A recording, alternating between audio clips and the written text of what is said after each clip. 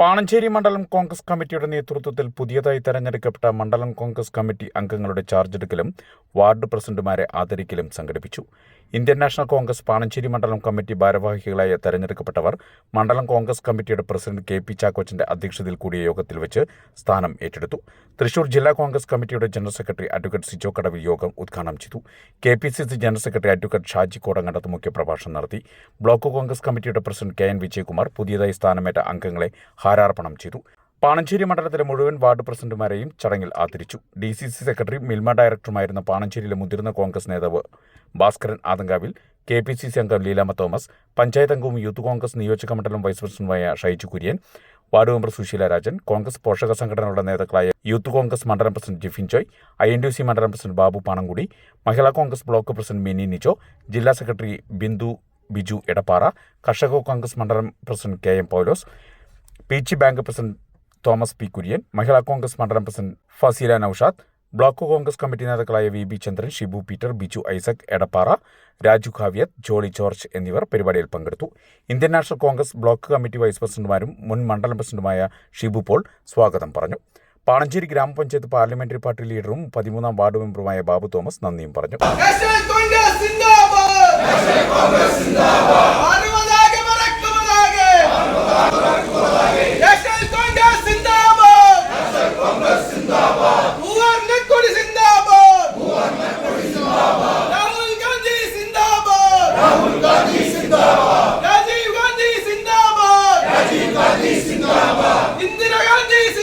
നമ്മൾ പൊളിറ്റിക്സ് ആയിട്ട് പറയണം, പരാജയം പറയണം, പഞ്ചായത്തിന്റെ പരാജയം നമ്മൾ പറയണം. ഒരു കല്യാണ മണ്ഡപം പോലും കെട്ടിപ്പോകാൻ സാധിച്ചിട്ടില്ല. ഇനിയുള്ള ദിവസങ്ങളിൽ നമ്മൾ ശക്തമായ രീതിയിൽ പൊളിറ്റിക്കൽ വർക്ക് നമ്മൾ ചെയ്യണം.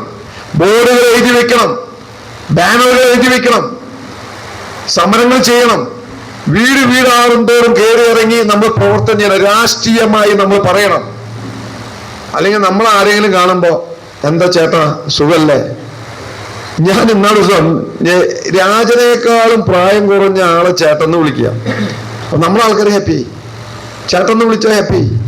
നമ്മൾ മനസ്സിലാക്കേണ്ടത് ഒരു CPI നേതാവ് പോലും നമ്മൾ ആരെയും ബഹുമാനിക്കാൻ തയ്യാറല്ല. നമ്മൾ ആരും ബഹുമാനിക്കില്ല. ഒരു CPI നേതാവും നമ്മൾ ആരും ബഹുമാനിച്ചിട്ടില്ല. നമ്മൾ ഇവരുടെ കാപട്യം തുറന്നു കാണിക്കണം.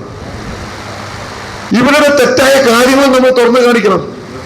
ഈ ദേശീയപാത കിടക്കുന്ന അവസ്ഥ കണ്ടില്ല. ഇന്നേ വരെ അദ്ദേഹം എന്ത് ദേശീയപാതയുടെ വിഷയം വന്നാലും ആള് വരും, ഫോട്ടോ എടുക്കും, രജിസ്റ്റർ ഫോട്ടോ എടുക്കും, അത് വരും.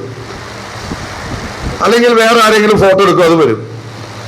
അല്ലാതെ എന്ത് ഇടപെടൽ നടത്താൻ സാധിച്ചു? നിങ്ങൾ മനസ്സിലാക്കുന്ന ഒരു കത്ത് കൊടുക്കാൻ സാധിച്ചു. ഈ ടോൾ നിർത്തണം എന്ന് പറഞ്ഞിട്ട് ഒരു കത്ത് കൊടുത്ത രാജൻ. പാലിയേക്കര ടോൾ നിർത്തുന്നതുകൊണ്ട് കത്ത് കൊടുത്താ നമ്മുടെ കേസാണ്. കോൺഗ്രസ്സുകാർ കൊടുത്ത കേസാണ്. 25-ാം തീയതി വിധി പറയാൻ വെച്ചിട്ടുള്ളത്.